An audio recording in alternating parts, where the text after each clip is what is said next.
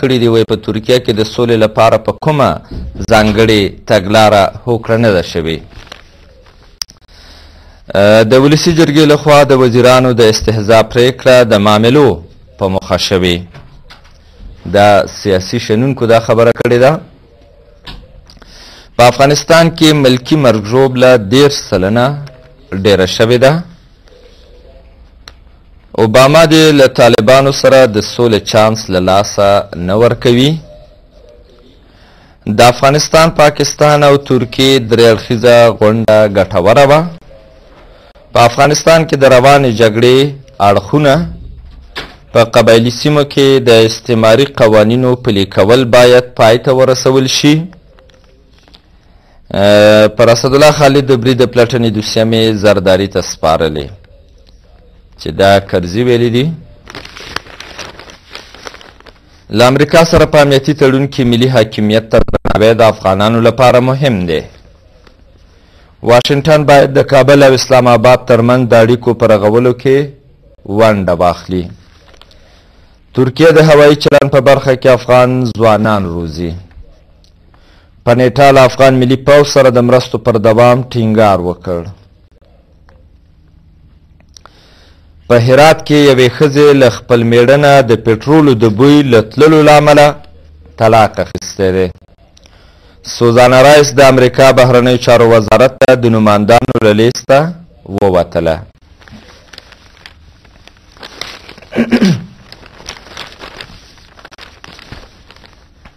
وایي په ترکیه کې د سولې لپاره پر کومه ځانګړې تګلاره هوکړه نه ده شوې. د سولې د عالي شورا لخوا د سولې د نقشې په نوم یوه طرحه جوړه شوې، خو لا پرې بشپړه موافقه نه ده شوې. د لارې په نقشه کې بشپړې سولې ته د رارسېدو لپاره د مهال ویش له مخې 5 پړاوونه ټاکل شوي دي. د فارن پالیسۍ خپرونې ادعا کړې چې د هغه پلان جزئیات یې څرګند کړي چې د ترکیې په انقره کې د افغانستان او پاکستان مشرانو پرې موافقه کړې ده. د افغانستان، پاکستان او ترکیې مشرانو له درې اړخیزې غونډې وروسته وویل چې د اړیکو او همکاریو د ښه کولو په افغانستان کې د سولې لپاره د خپلو هلو ځلو پر تیزولو سلا شوي دي. خو دوی ونه ویل چې د سولې لپاره په دې پلان کې کوم موارد شامل دي. فارن پالیسي خپرونه وایي د دې پلان چې د افغانستان د سولې عالي شورا ترتیب کړی او پاکستان ورسره موافقه کړې جزئیات ترلاسه کړي دي. فارن پالیسي د سولې دغه پلان ته په اشاره وایي چې که چیرې دا حقیقت ولري نو دا به یو مهم انکشاف وي. پاتې په 3 پاڼه کې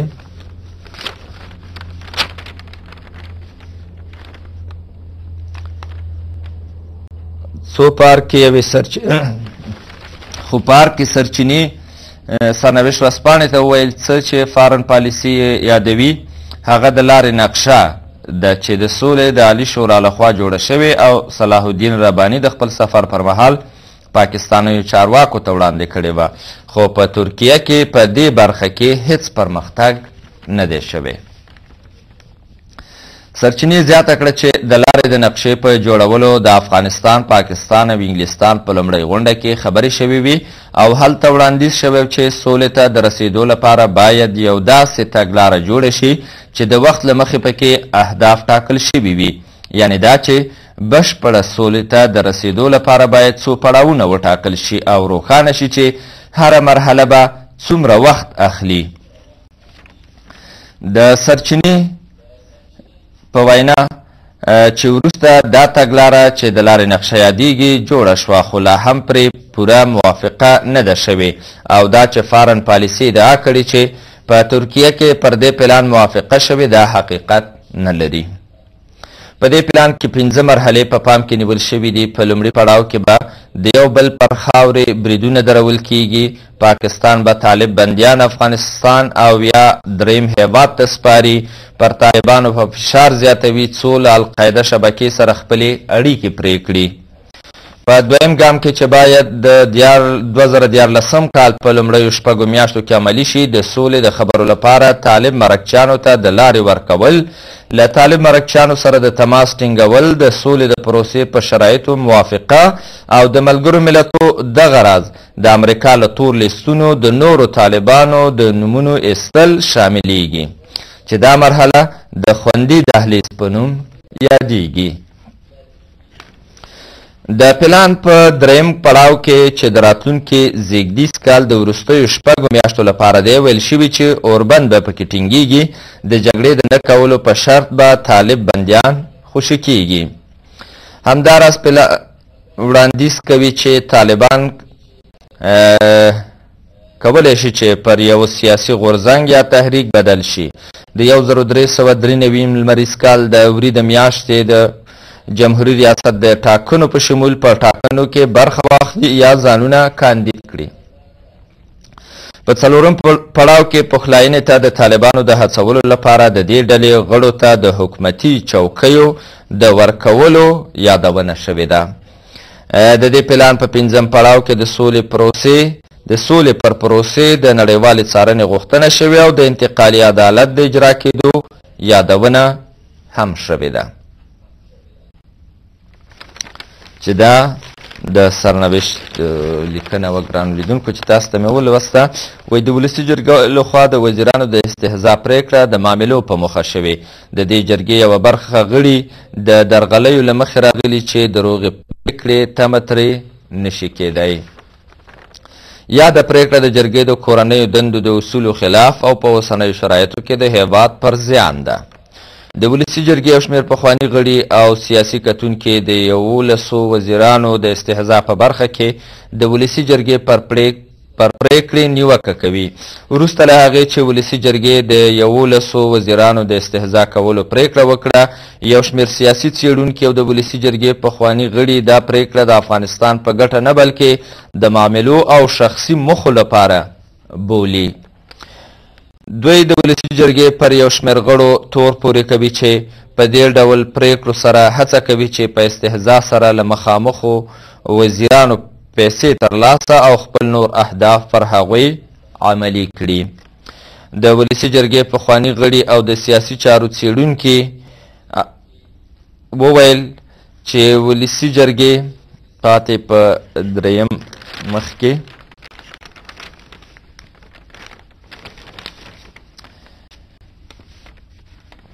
ولسي جرګې ډېر کله دا ډول پرېکړې د 4 ورځې په غونډو کې کړي ترڅو د 5 او جمعې په رخصتیو کې له وزیرانو سره د پردې تر شا معاملې وکړي. هغه زیاته کړې د ولسي جرګې کړنو په تېرو 2 کلونو کې دا وښوده چې د وزیرانو استهزا هیڅ معنا نه لري.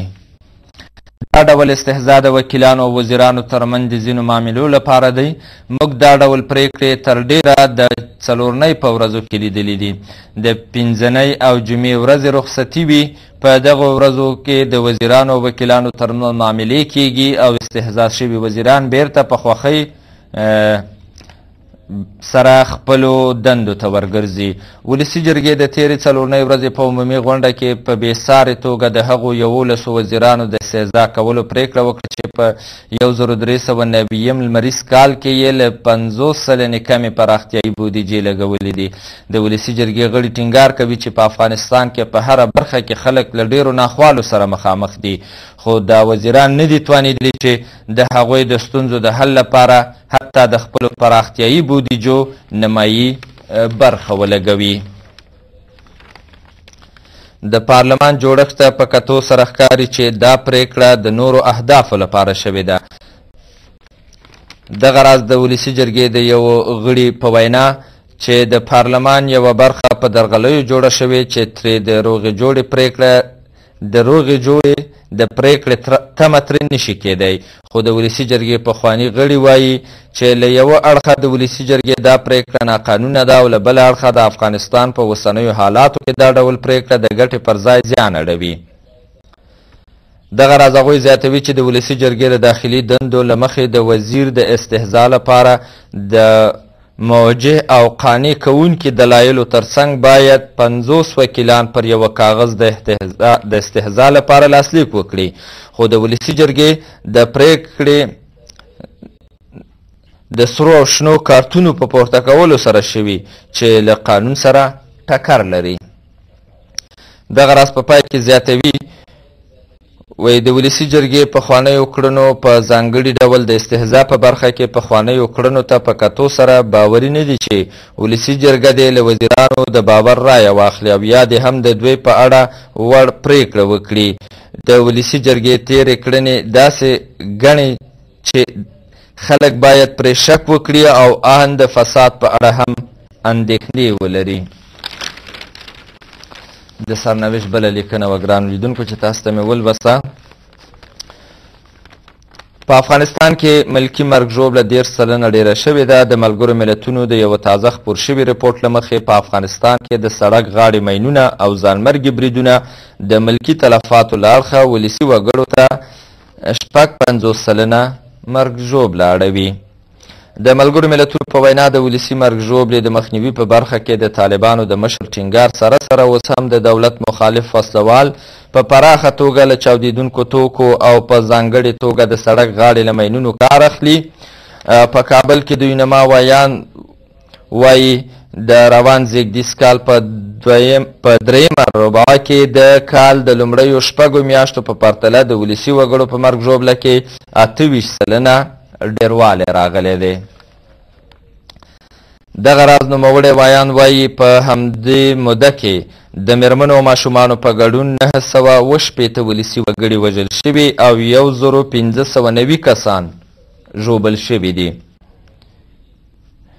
د دغه سازمان موندنې ښیي چې د ولسي وګړو د وژنې 80 سلنه مسؤلیت د دولت وسلوالو مخالفینو په غاړه دی او 6 سلنه مسؤلیت یې د دولت پلوي ځواکونو ته متوجه دی. خو د 10 سلنه مرګ ژوبلې مسؤل ډله لا هم روښانه شوې نه ده.